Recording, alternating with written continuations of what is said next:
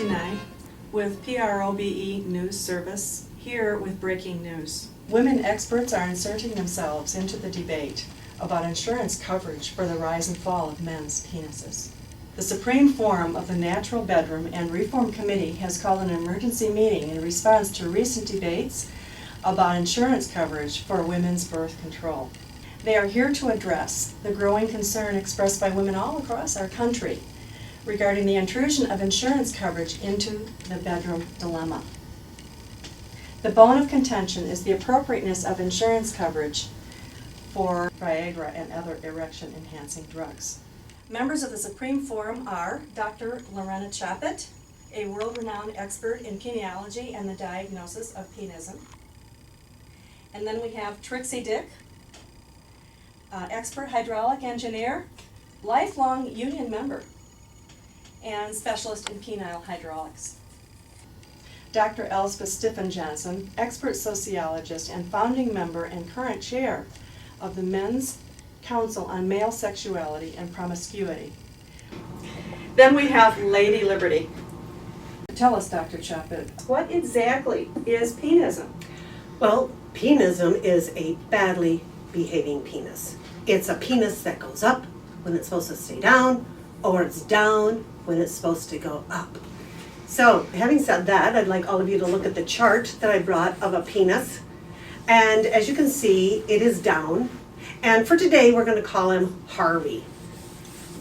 And when Harvey gets a little excited, blood rushes in, and then Harvey becomes stiff as a board. And then, bing bada bing, he's now up and erect.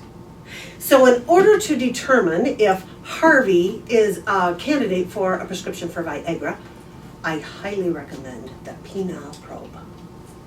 Trixie, please explain to us the hydraulics of the penis and the technique of the probe. Thank you, Truthers, for having me on the panel. A male penis is scientifically recognized as basically a hydraulic system, with the arteries going into the penis expanding and the veins taking blood out of the penis contracting so that blood is surged into it and stiffens it up. For a penis that won't stiffen up, we recommend a probe slowly into the penis, taking temperature, blood pressure, heart rates, trying to find any physical blockages that may be within the penile hydraulic system. And when it's found, we recommend surgery. And when the surgery is healed up, we recommend another probe until we're absolutely sure there is no physical problem in the penis. That sounds really extreme. I mean, is it possible men could find this procedure humiliating? This is science. Science is not humiliating, and if he doesn't want to look at the printouts, he doesn't have to. Dr. Stiffen-Johnson, will you please explain the moral and social rationale for such a procedure prior to approving insurance coverage for Viagra? Oh yes, I would be very happy to do so. As you all know, the basic principle here is that sex is for procreation, not for pleasure. Therefore, men should not be having sex after about age 45. But what about the old stud married to a younger woman, say a 24-year-old? For any man that old, or all the other men his age and older, abstinence is the best policy. If they don't like it, they can just take an aspirin. That's much cheaper than Viagra. Viagra creates a kind of permission to do things in the sexual realm that are contrary to the natural order of things. And for that reason, prescriptions for Viagra need to be very strictly controlled.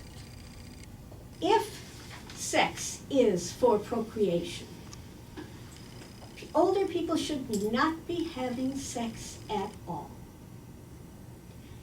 It is my recommendation that Viagra should be prescribed for young men who are married, who have undergone the probe procedure that Trixie described for us, and who have signed a contract saying that they will share parenting and be financially responsible for any children that are the issue of that marriage.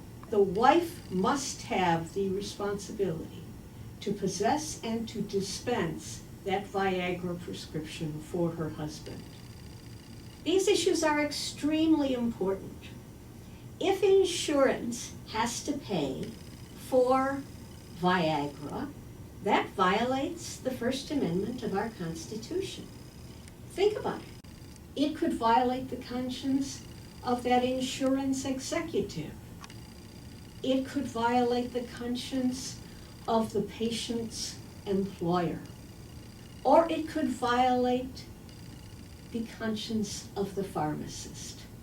It is these consciences that our Constitution is here to protect. Is there a final solution? Are there any recommendations for a penis behaving badly if the proposed medical interventions fail? Oh, I've got the final solution. There you have it. The final solution to birth control, better known as the Bobbitt solution. Back to you.